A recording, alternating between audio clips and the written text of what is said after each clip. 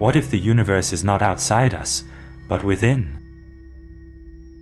The realization that the universe is inside us can come from a deep sense of disillusionment with the external world. This paradox, that the vast cosmos is contained within our minds, challenges our very sense of reality. Let's explore this mind.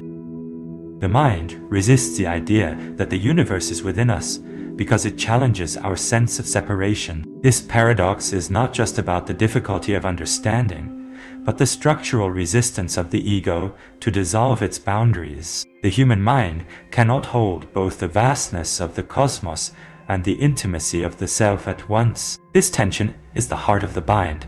We are trained from childhood to treat the world as something out there, something to navigate, something separate from the observer. The insight that the cosmos is not external but constitutive of consciousness inverts that training completely, and the ego experiences it as a threat rather than a revelation.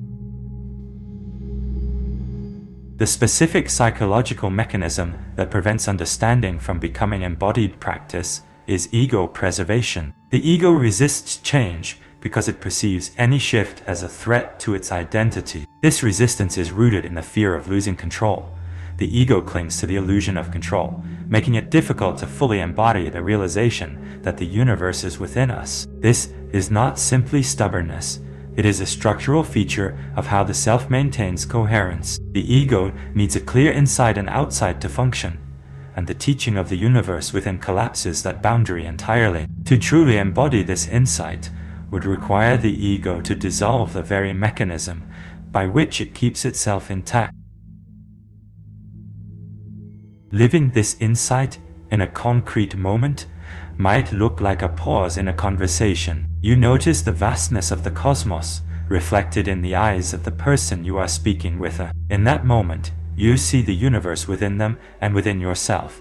This realization is not just a thought but a visceral sensation, a sense of interconnectedness that transcends words. It can happen in the most ordinary places, standing in a kitchen, watching light move across a surface, and suddenly the boundary between the observer and the observed becomes thin. These moments are not manufactured by practice. They arrive uninvited, last only seconds, and leave a residue that ordinary explanation cannot account for.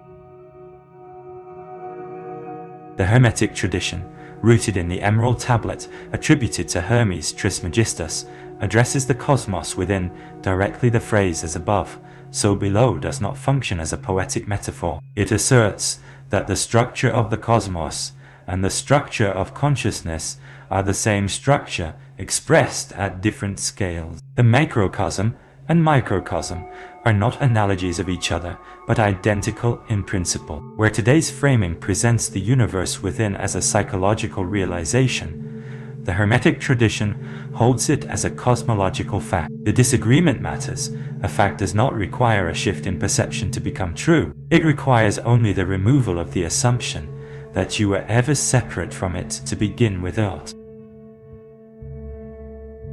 The subtle way this teaching can be appropriated is through spiritual bypassing. People may use the idea of the universe within to avoid dealing with their own psychological issues. Instead of embodying the realization, they may use it as a defense mechanism to avoid confronting their inner turmoil. This inversion turns the teaching into a tool for maintaining the ego's control. The language of cosmic oneness becomes a form of dissociation.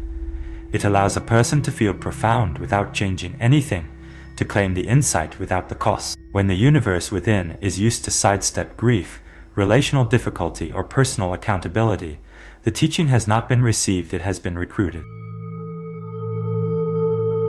How do we reconcile the vastness of the cosmos with the intimacy of the self?